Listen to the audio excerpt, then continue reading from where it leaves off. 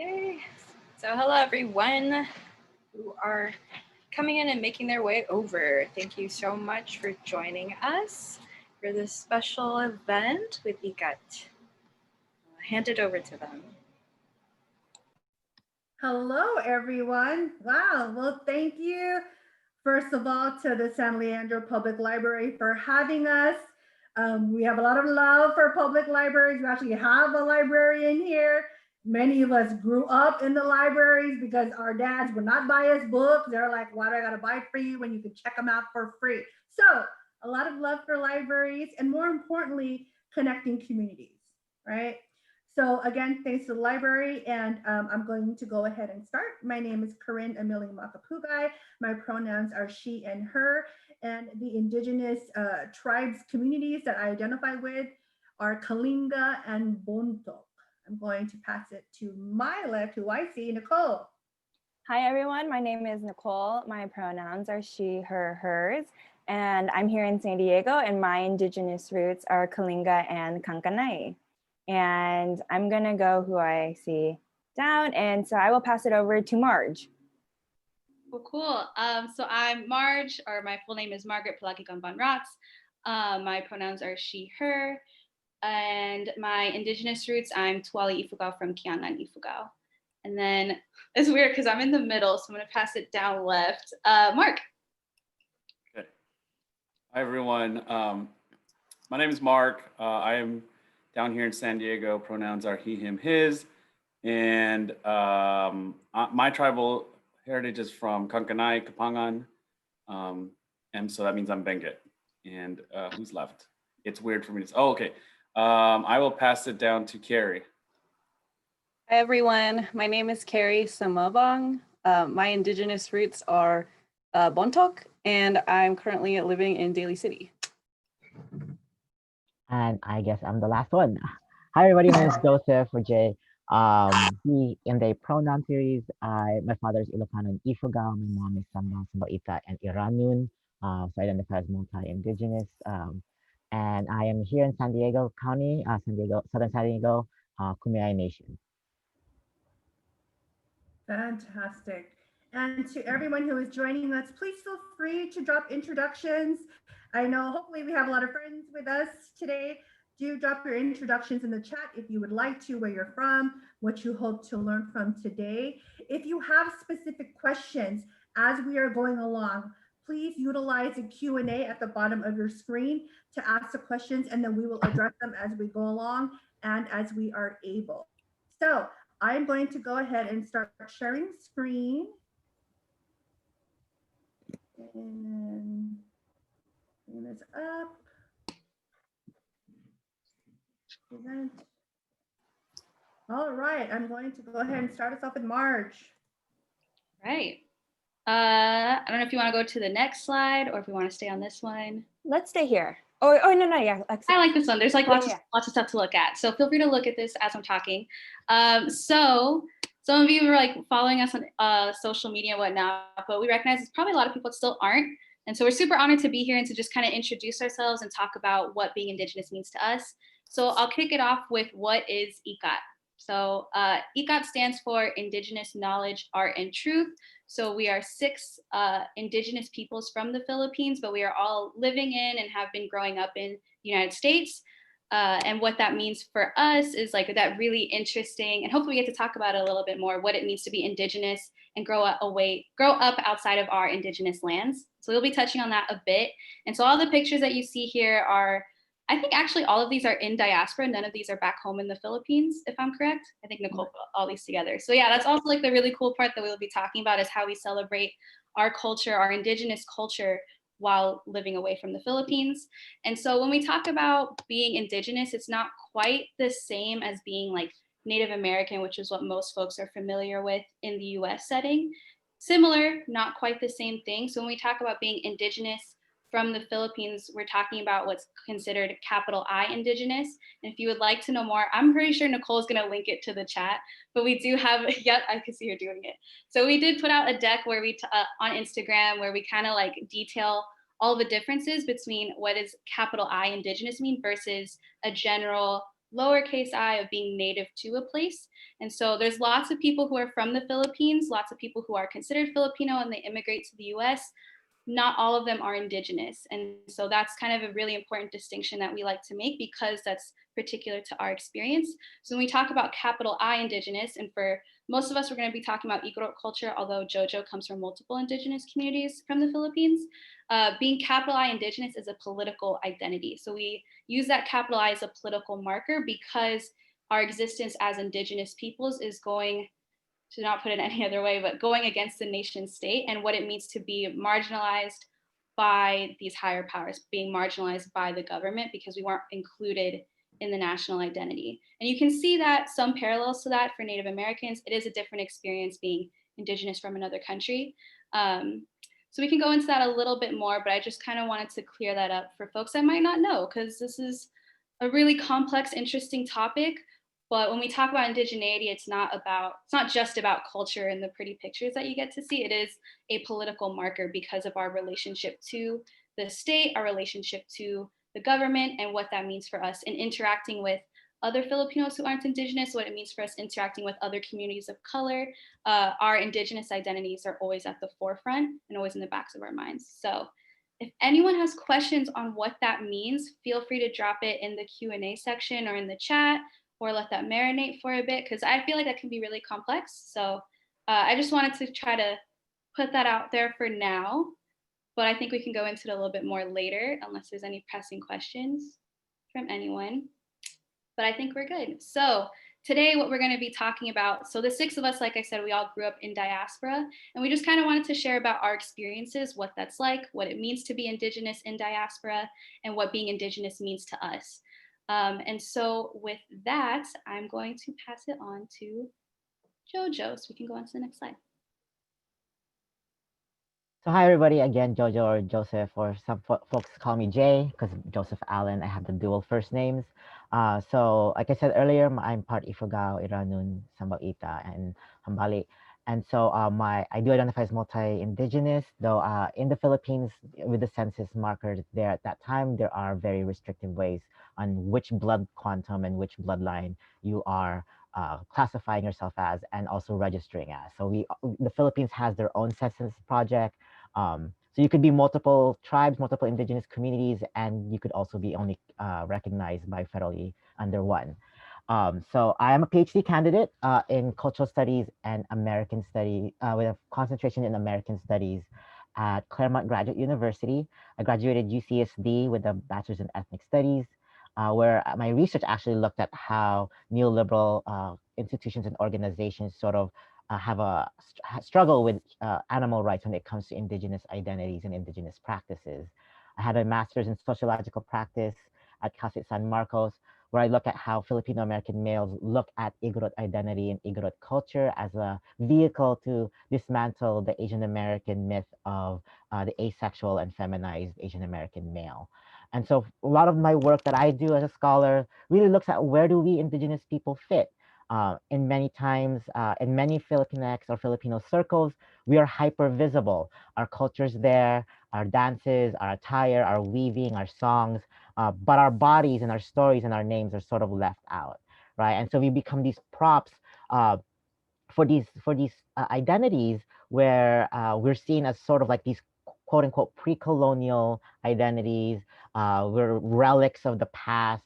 And then we're all denied of the fact that we are still in the contemporary, that we're here. And many folks actually don't even know that we're diasporic.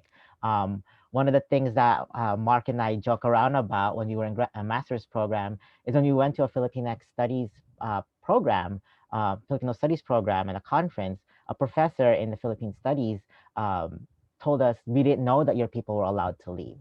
And that's a very common trait of what it means to be, for us indigenous folks, that there are moments where people don't know that we even exist outside of the Philippines. And so a lot of things that I do, I work with a lot of youth, a lot of things that I want to accomplish in the future as a future indigenous scholar is to empower young indigenous folks to pursue graduate school and write our stories.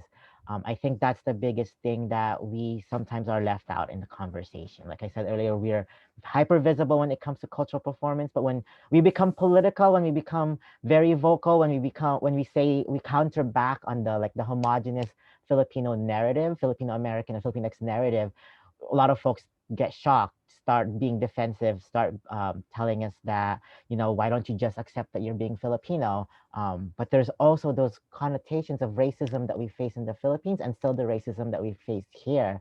And race obviously is a very different construct in the Philippines, right? I want to make sure that those constructs changes everywhere. But where do we, as Indigenous people, fit outside of the performance, outside of the weaving, outside of the jewelry, outside of the song? And can we have voice? And so I think that's where IKAT becomes very crucial in this conversation, because us six and other folks that are connecting with us, other Indigenous folks, not just IgoROOTS, we've been connecting with Moro community, Lumadnon, Mangyan, in the diaspora, and they're saying we are not heard as well. And IKAT, I think, is a good foundation for having these hard, painful conversations in the Filipinx community of where do we Indigenous people fit, and can we say our stories in our words, in our ways?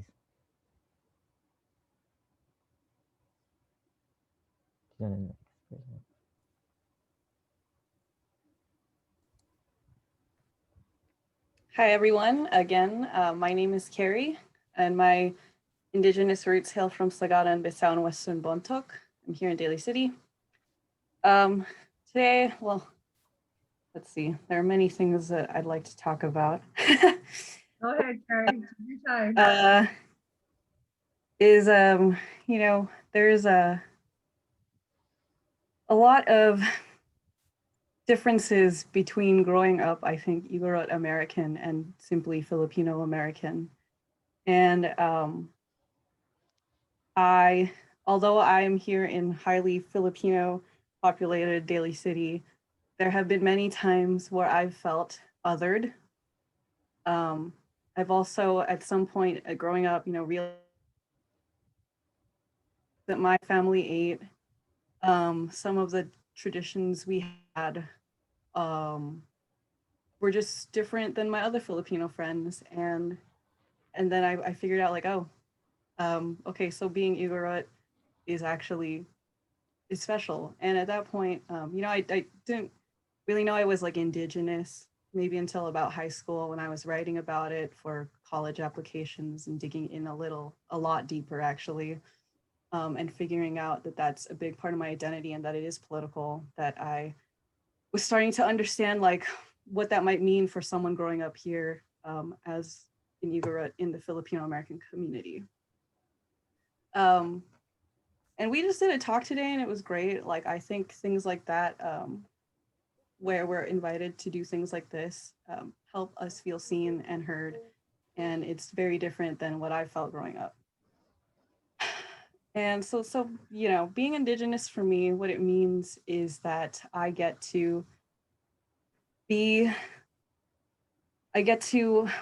access to a rich heritage of cultural knowledge that is connected to land. And that, you know, to me, it means like knowing your actual bloodline, understanding the geography of the home of the bloodline and how that influenced their way of life. And then, you know, connecting that to how I'm experiencing life away from that homeland, the rice terraces. Even then, right now, how my parents grew up is not how my cousins are growing up. And just, I don't know, it's really special to still be connected to other land, even if you're not there, and get to practice all of your, get to practice the things that are special to your culture, like playing gongs, dancing, beyond performative things, as Manong Joseph has mentioned. And yeah, you know what else it means to me is listening to country music, doing the electric slide to literally every single freaking song, listening to uncles and aunties ramble, finding out new things about different places, sitting around and enjoying the company of each other. and just being happy to have the opportunity to continue learning about these things as we are experiencing them away from the land that we're rooted to.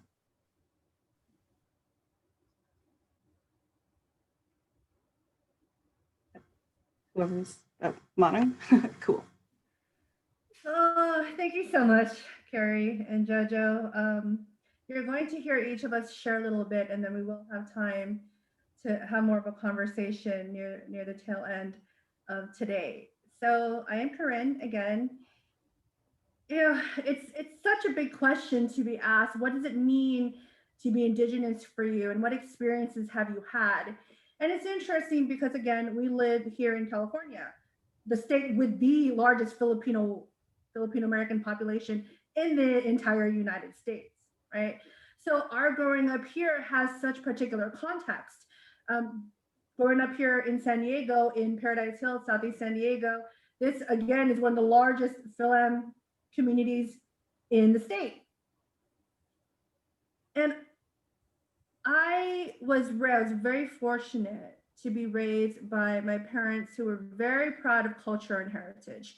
There are many, many IgoROOT folks who don't even like to identify as IgoROOT.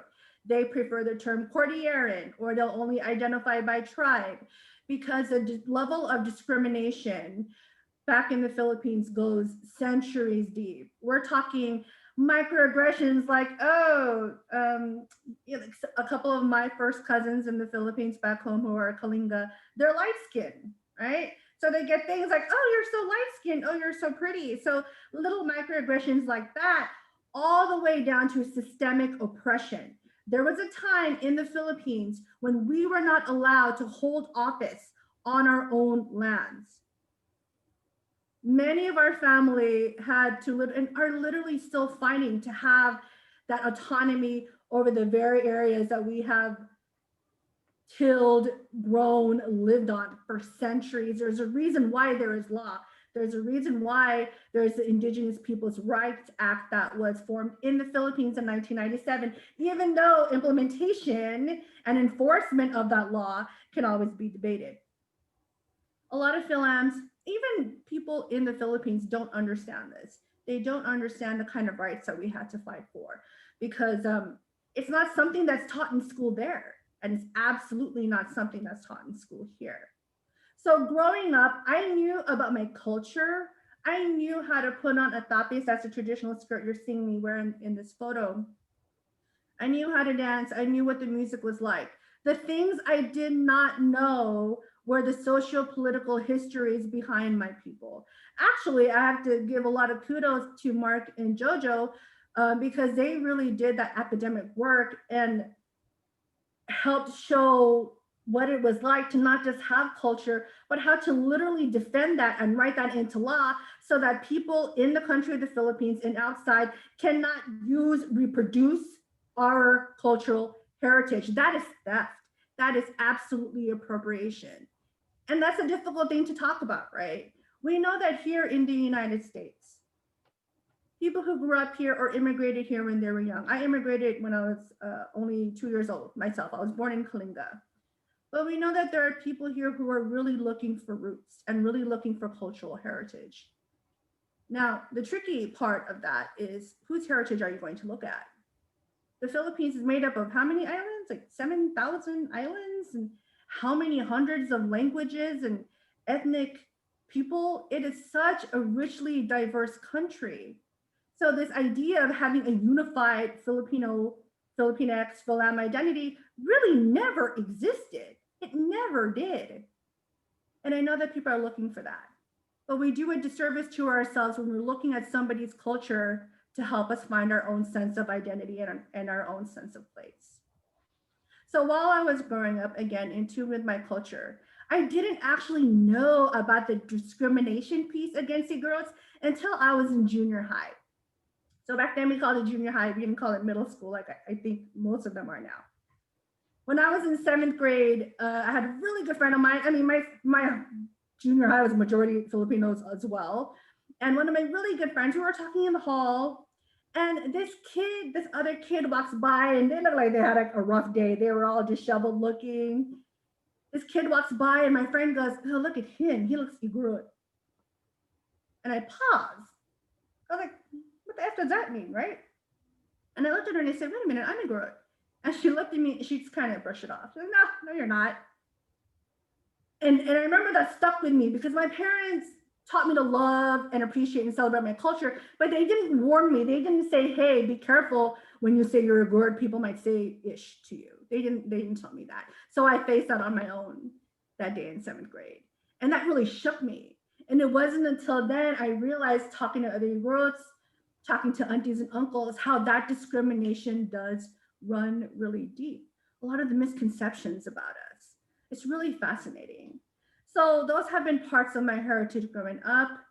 Another little thing I experience many of the times, I do quite a bit of community organizing in my community here. It's very important to me, whether you are IgoROOT, Philam, Tagalog, Ilocano, whether you're Black, whether you're Latinx, whatever you are, it's very important to me that community does come together when it matters for socio-political movements and progress, right? And in that process, I learned, however, in those spaces, I would meet other Filipinos and Philams who would ask me things like, oh, don't you speak Tagalog?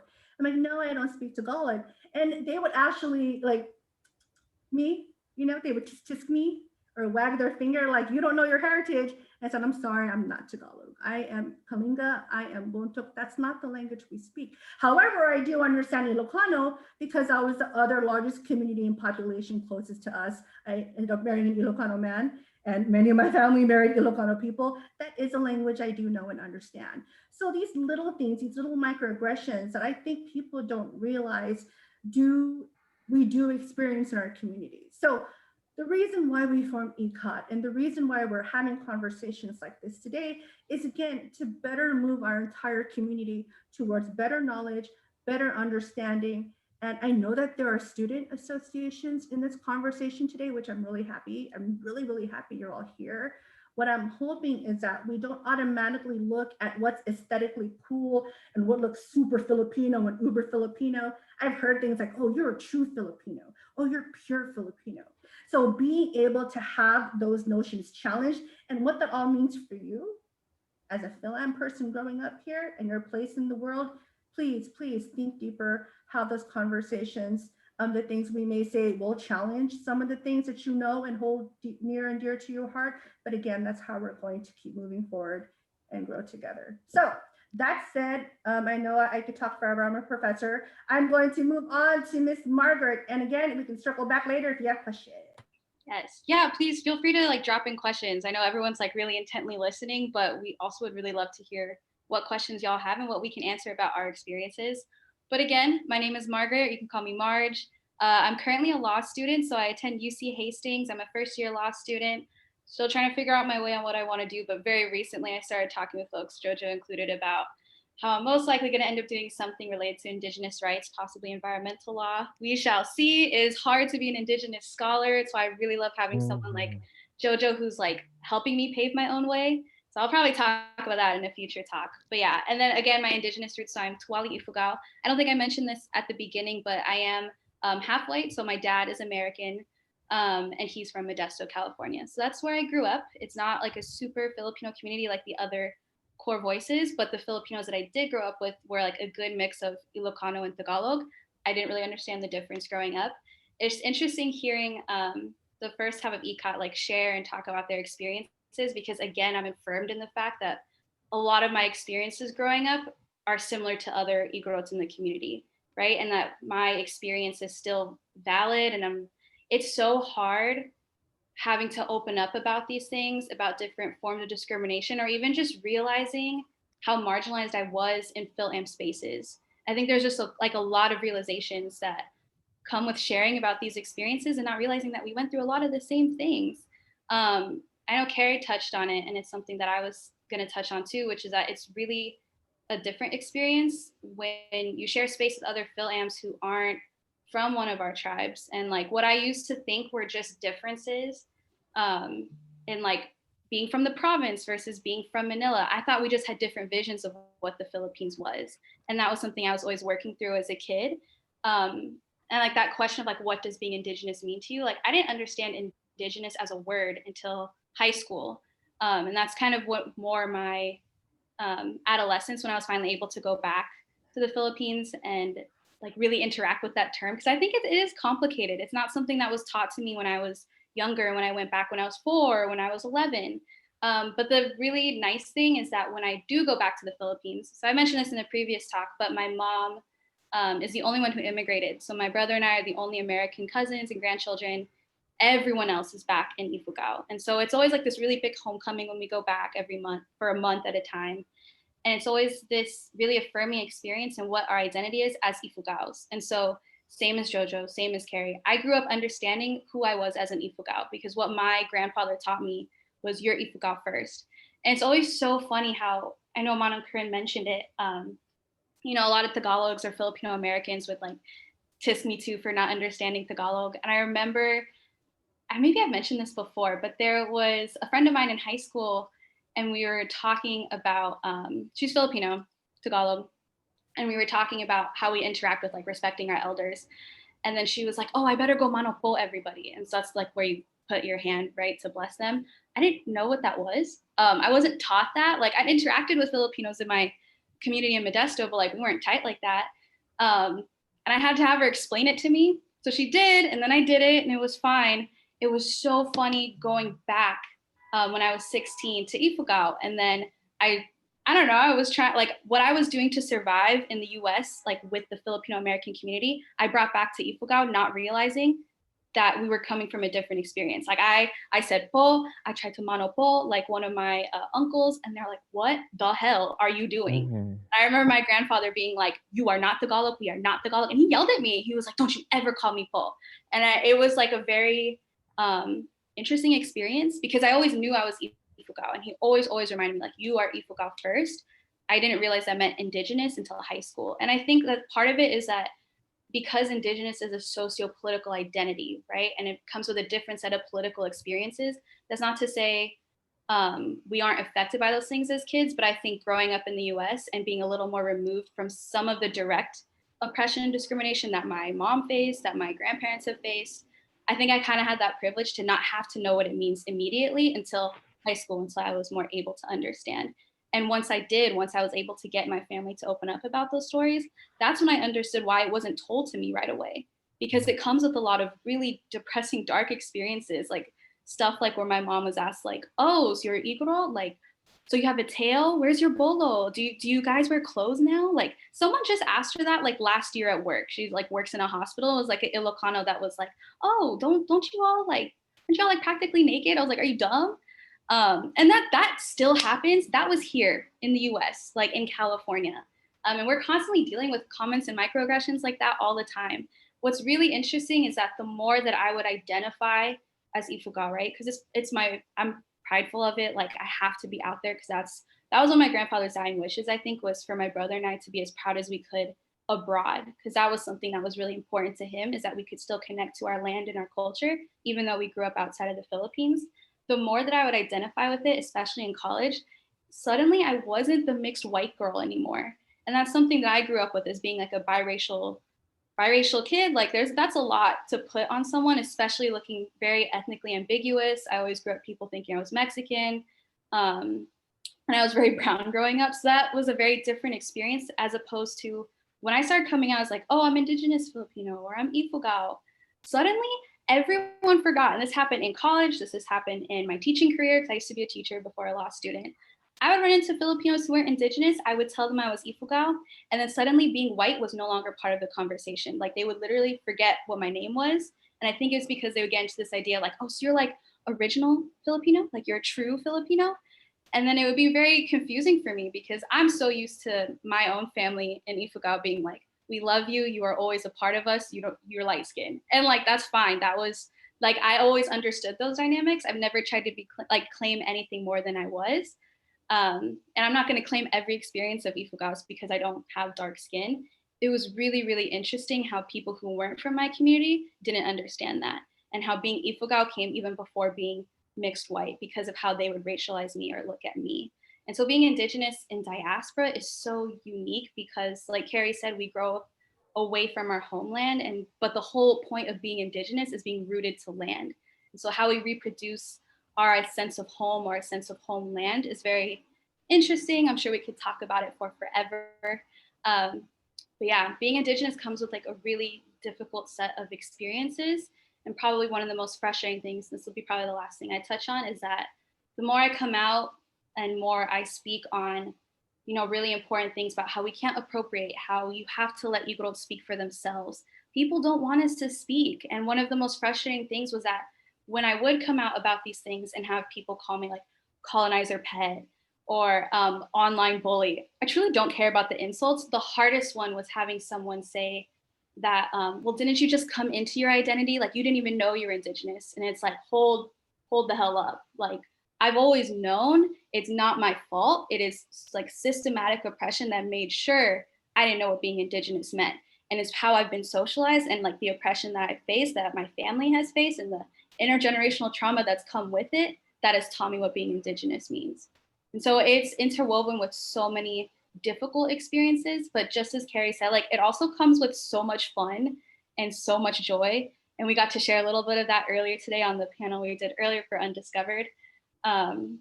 And I don't want that to be lost, but because we got to share so much of the joy earlier, I don't want people to forget that when we talk about Indigenous as a political identity, political as a word means struggle, right? Politics is about struggle. And so that means like being Indigenous, you can't separate the struggle from that identity. It's not just putting on pretty fabrics. It's not just doing dances for a performance or a costume. It's not just tattoos. It can be all of those things. It is also like, you can't want to be us and not want to take our pain and our struggle that come with it. And that's what's so interesting to me. Even we're only halfway through all of us sharing, and we've all shared equal amounts of pain and difficulty, but also joy and pride. And to me, that's what being Indigenous is. You're carrying all of that with you, centuries of that with you every single day. And you still get up in the morning, you're like, I'm ready to do this. So I know I could talk forever. That's what comes to being a teacher and a future lawyer. Oh, well. But I am going to pass it on to Mark. Yeah, so my name's Mark. I'm, like I said, I'm in San Diego. My job is I'm a deputy director for SCIU Local 221 down here. We represent all the public sector folks. So I'm going to try to do my best, which is what we train our organizers, is that there's an 80%, 20% rule when we talk. So I'll try to talk less because I'd like to hear more from folks later. But pretty much, I think I agree with everything everybody said. What Indigenous means to me is exactly what has been captured by what everybody else is saying. I think what I want to touch on is, the aspect of our truth in our title of IKAT. Yes, we were at Undiscovered like 2 hours ago or maybe 3 hours ago now, and we were sharing like our joys. And but part of I think what's interesting now in this point in history is I think the pandemic and all of the crazy racial problems of America has brought to light a lot of issues that, and I think that allows folks to finally listen to Indigenous people, because everyone knows, well, I don't know if everyone knows, but I think like a term that's come out of this year's BIPOC, right? Or an acronym that's come out, it's Black, Indigenous, People of Color. Yes, that's tied to this land, but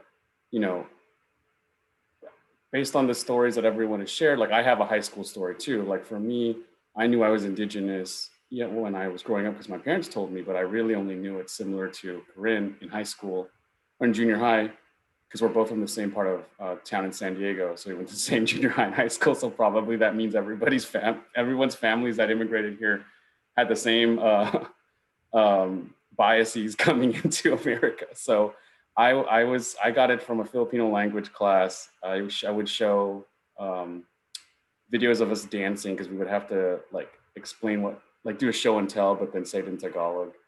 And every time I would show a video every year, probably from a culture night that we were asked to perform in, somebody in the class would make some stupid comment that they probably picked up from their parent about IgoROOTS like having tails, or we were dirty, or we're beggars, because that's probably what they saw when they went to the Philippines, when they probably went to the botanical garden or walked around and saw the folks taking pictures there. So that's what they thought were IgoROOTS. So that's my first time when I understood it was different from the rest of the world. So, you know, with that said, I think what's interesting today is there's a lot of folks that are now listening and hearing us out,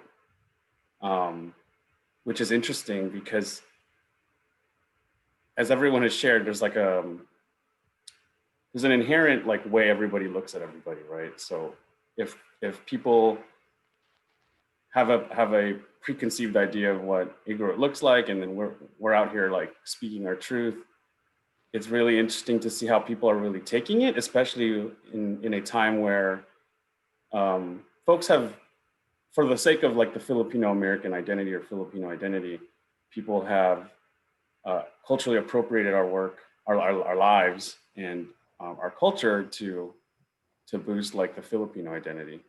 So I think that's what I think is really interesting thing about today, which is why we appreciate, you know, having the ability to speak here with you all at the San Leandro Library, because this is something that's not spoken about. And so as Corinne mentioned earlier, like there's stuff that we're talking about here today that you would hopefully take back and think about as you know, move forward. And I think for me also, the last thing I want to touch on is having an Indigenous background as an organizer in labor is really, it's really important, because if you come from a background and understanding what marginalization is, and we're already people of color, but then when you have the other layer intersecting with it, it makes you think a lot better of how to organize and work with folks and make sure that the voices of those that are being oppressed are centered. And as an organizer working for SEIU, especially today, SEIU does a lot of things differently. We try to pride ourselves in having a racial justice lens, when that's just all new. For the longest time, I think labor used to organize with a colorblind lens, because that's what was the big thing back in the day.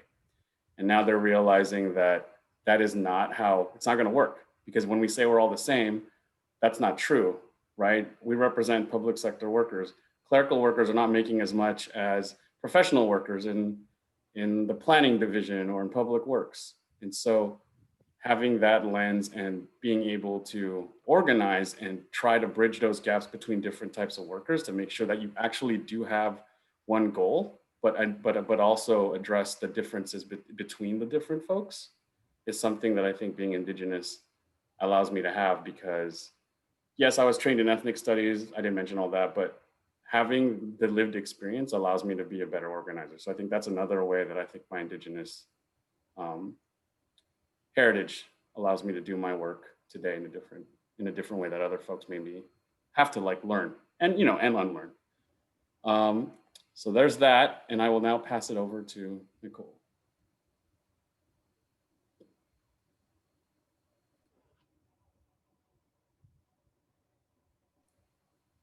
Unmute, Nicole. It's a lot of talking for being muted. I'll introduce myself again. Hi, everyone. My name is Nicole. I'm here in San Diego. My Indigenous roots are Kalinga and Kankanai from Kapangan, Benguet. So, yeah, being Indigenous, I've always known that I'm Indigenous. I grew up in community, and I was raised being IgoROOT, but it's interesting because I'm almost 30, so I grew up hearing stories of my parents and the older folks in our community about this discrimination they faced, to only come into this day and age where there are so many people now who are overly romanticizing being IgoROOT. So, and this discrimination still exists. So there's both this, you know, like you can't, or like, why are you here? But also, I want to dress up. I want these tattoos. I want to post these photos. I want to be IgoROOT. And it's interesting to have those conversations with older folks in our communities, because they're sometimes so flabbergasted by it, because they never saw any of that representation in their lives or growing up. And so now we are here and we're letting them know, like, you know, those microaggressions, they never actually went away. Now there's something else on top of it. And so it has really shaped my experience as being IgoROOT growing up, because when I was younger, I was told by a Filipino that like I could get sold in the Philippines for really cheap. And to me, I was just like, why would you ever say that to a child too? But also when I was a teenager, I heard my Filipino friends, their parents say, I would be so ashamed if I was IgoROOT. And when they found out that I was IgoROOT, I was not allowed back into their homes. And then when I went to college, I was president of my Filipino org. And so that also means that I'm there as an Indigenous person. And so I represent my culture and our narratives and our history. But I also have to look out for the Filipinos that are, under me, and what that means and what those conversations and dialogues look like. So Filipino Cultural Night is a thing that happens in colleges and in high schools.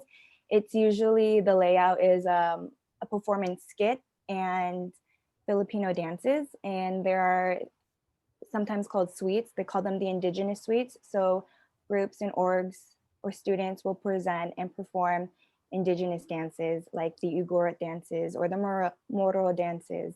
And I made it very clear that as president, who is IgoROOT, I am not within my right, and I am not comfortable teaching students and other people how to present and perform a culture that isn't theirs. We don't appreciate it when we see other people doing that to other cultures, so we're not going to do it within our own selves. And I made it very clear that if you wanted to have these Indigenous dances, then we need to properly pay the groups that these dances belong to, whether that means calling on BBAC, which is an organization that stands for Benguet, Ifugao, Bontoc, Apayao, Kalinga, that compromises the 5 major tribes, to come in and perform their dances the way that they would, or if we would need to pay and ask to have other groups come in and perform, because I wanted it to be clear that you don't need to perform anyone else's culture for you to be Filipino. You are Filipino as it is. No one can take that away from you. No one can take away that experience from you. You don't need to perform it. You don't need to, exoticize yourself in order to have your identity and your experience cemented. And I think that's really important. So it's interesting to be in this day and age where everyone is kind of claiming this pan-Filipino-ness, to be here now saying, wait a minute, let's actually, Indigenous communities are entitled to their technology and to their art that they produce. So it feels harmful, and it is harmful when you see other people creating art or making money off tattooing when it is not their culture, because they have no entitlement or right to it, because they are simply just taking it and they are only seeing it through, they have the ability to divorce that art and that from the actual socio-political aspects of what has harmed the IgoROOTs from before up until now.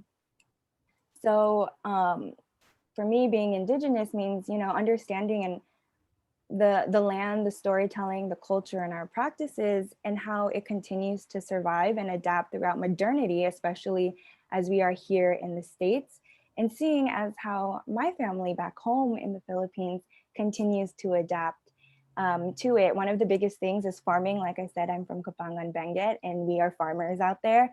And as climate change really affects our land out there, it's important about how we understand how we can still cultivate that land, how we can still make money off of our own crops, but also what is happening as people in the lowlands in the Philippines, as the sea level rises, how it's pushing more people up into the Cordillera and into Indigenous lands, and how, one, we need to kind of work together to solve that issue of climate change so it doesn't, abrupt and disrupt people's livelihood.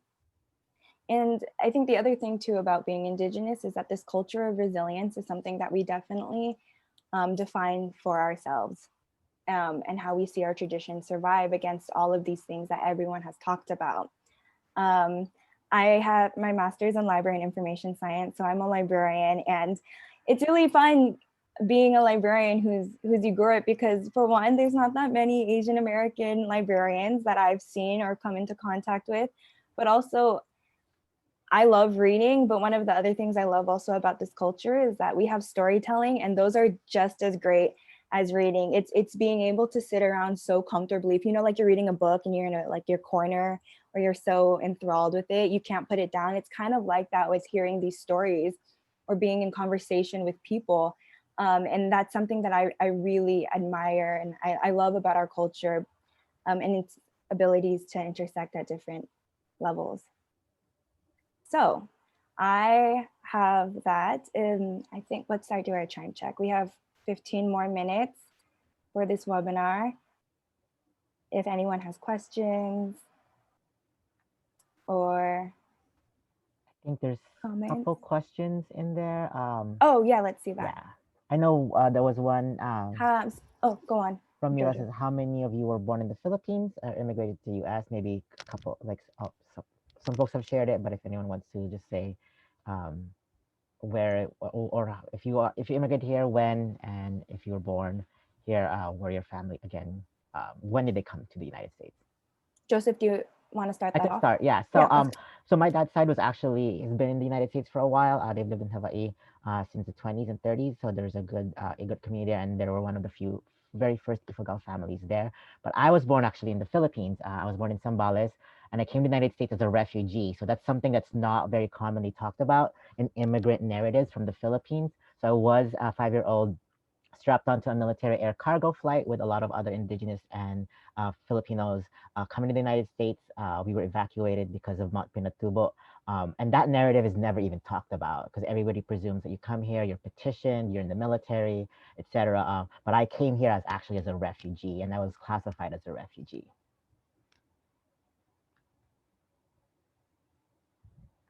Anyone else?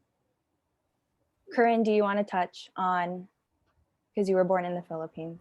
Yes, I was. I was born in Kalinga, in Tabuk. My dad had already joined the United States Navy prior.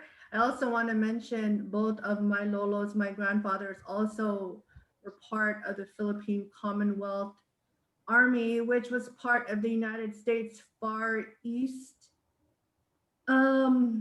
effort during World War II. In case you're not familiar, the Philippines was the only country out of the 66 allies whose veterans benefits were stripped once President Truman came into office. So that's also part of my heritage.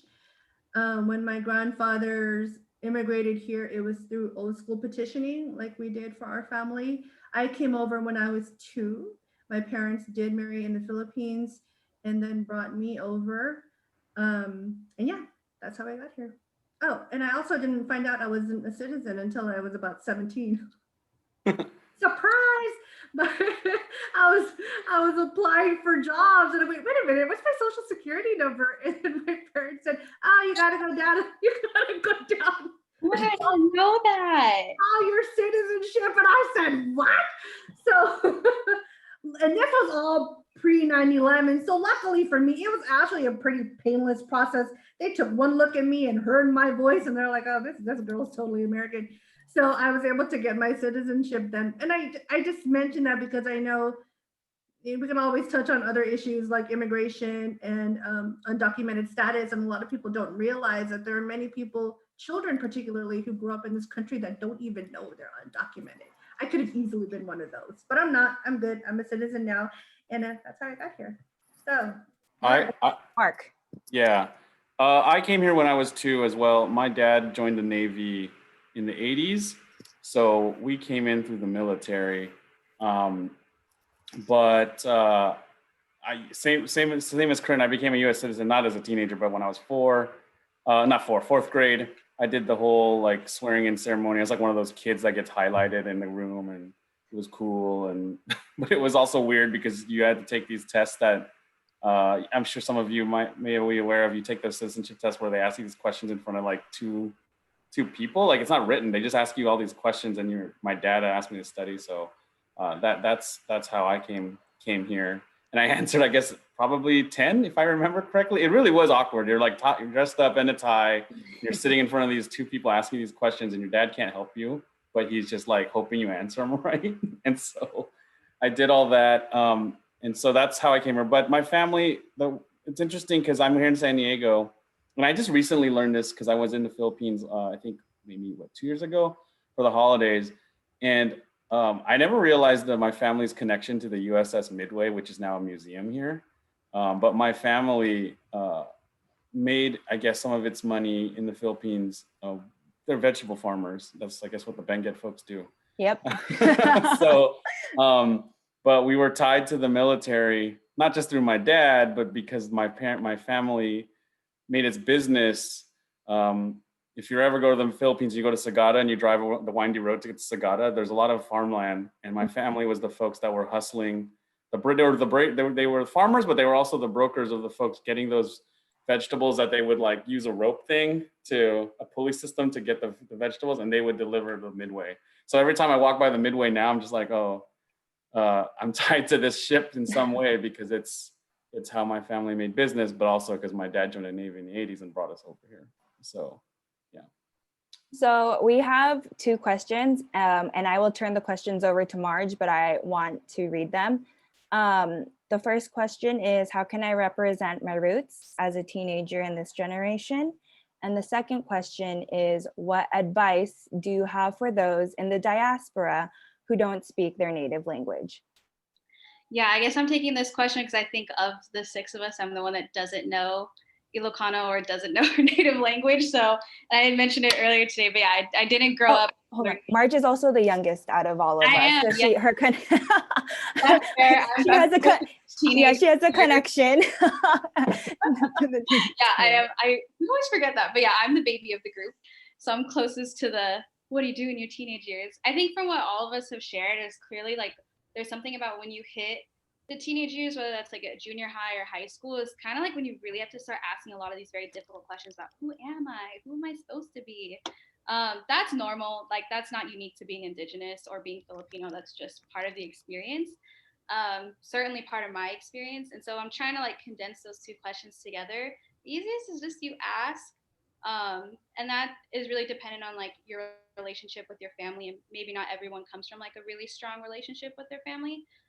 What I did is I asked a lot of questions to my mom, who then refused to answer a lot of my questions because she was just like, this isn't important, like focus on school. And so it was a lot of like, when I was able to go back to the Philippines, I would ask my cousins who were my age. That was actually a really useful one because they were learning a lot of these things growing up there. And even their like experiences growing up were different than my mom's. And so I was getting a lot of different, experiences about what it means to be Ifugao. In terms of learning the language, actually, when I was 16 and I went back, I had my cousin write down like a list of like just common phrases to say, especially ones that don't translate well. And then I just kept like my little piece of paper, and then I still have it somewhere, not in my apartment, but probably in my home in Modesto, because it was just like really important to me. It was my first time really trying to learn.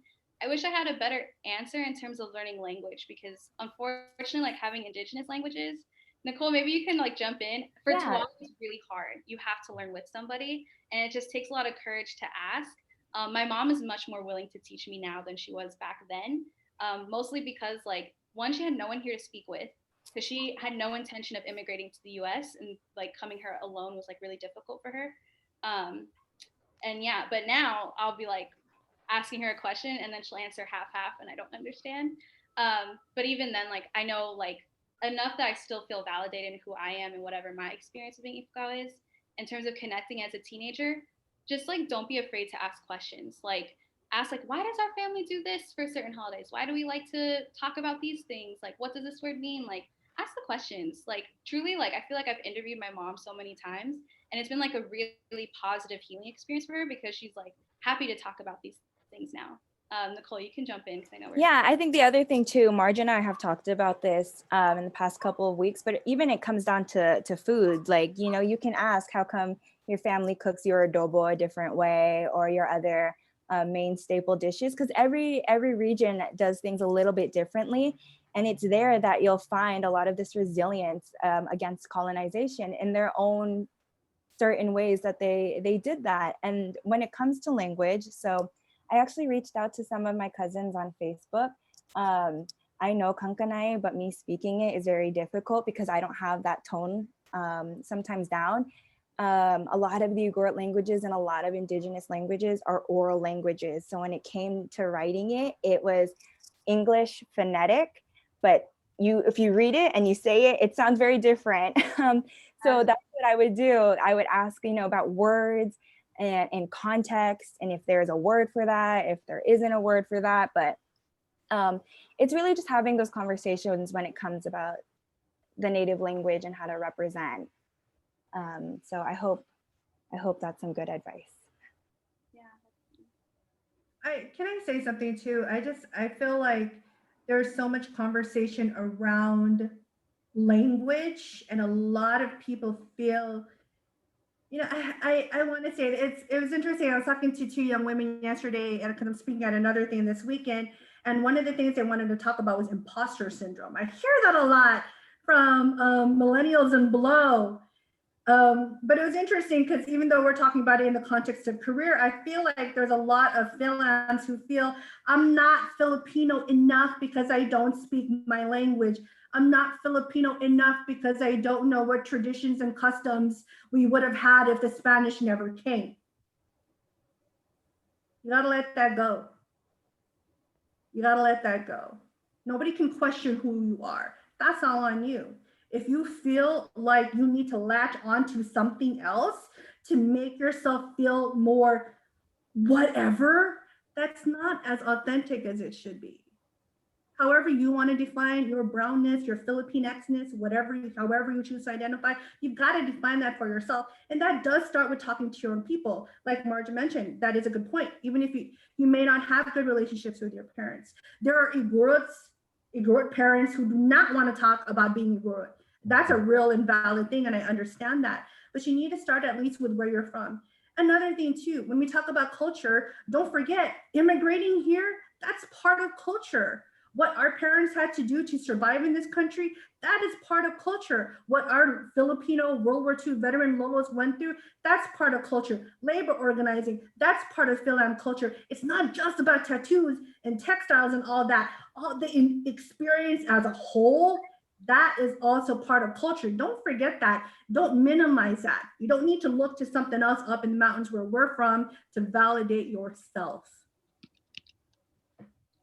It's 3:57. Are there other questions? There are a bunch of questions. Nicole, do you want to take them? Oh, you're muted, honey.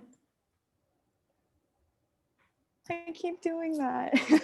Sorry. Okay, so I see here, are the Cordillerans the only identified indigenous groups in the Philippines? Oh, Answered it. Marge just answered it. No, we are not the only identified indigenous groups.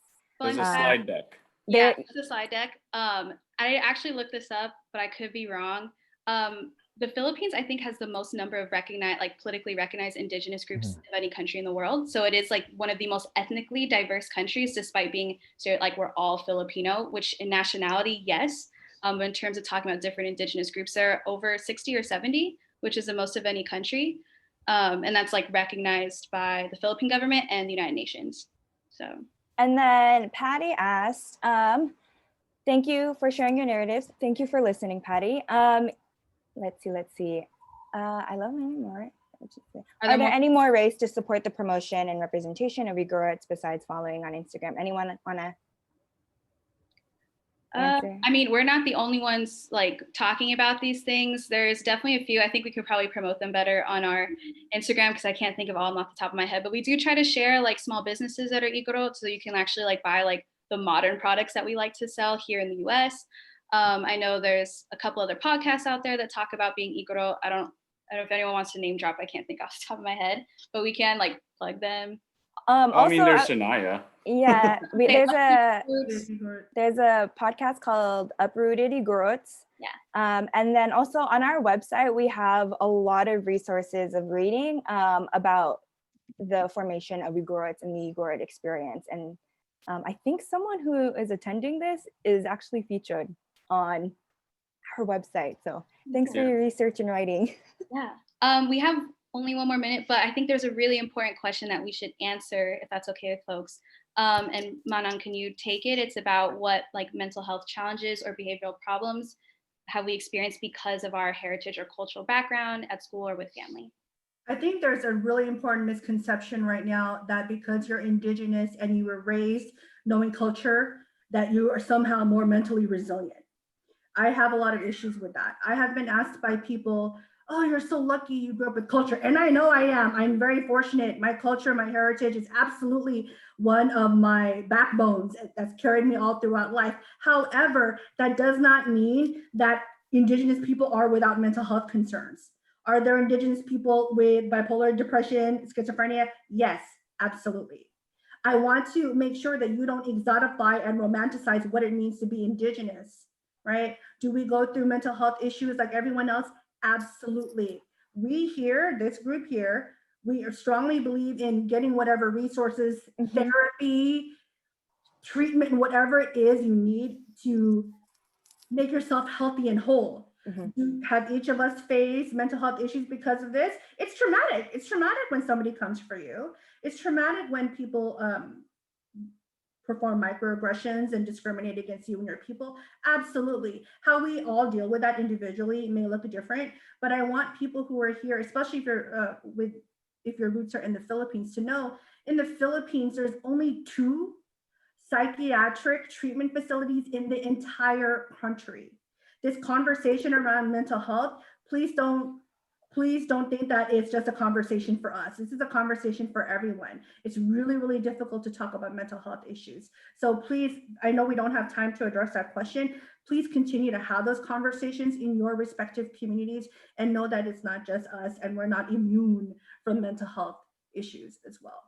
And I want to add to that too, that being Indigenous doesn't also mean that for some odd reason we have these like neoliberal, neo-pagan-esque ways of like addressing mental health and sickness. Like there's a lot of misconceptions like, oh, you're Indigenous, what does Indigenous medicine and healing look like?